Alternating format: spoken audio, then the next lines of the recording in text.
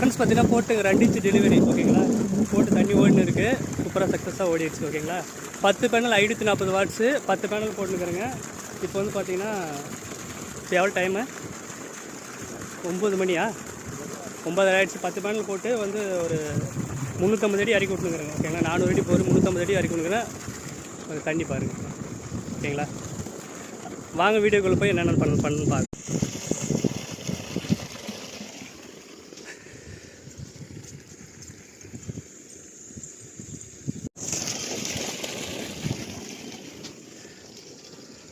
எலுமிச்சிங்க எதுவும் இருக்குதாக்கா?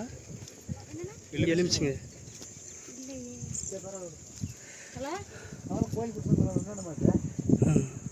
ஃப்ரெண்ட்ஸ் பார்த்தீங்கன்னா ஓடின்னு தான் இருக்குது ஓகேங்களா.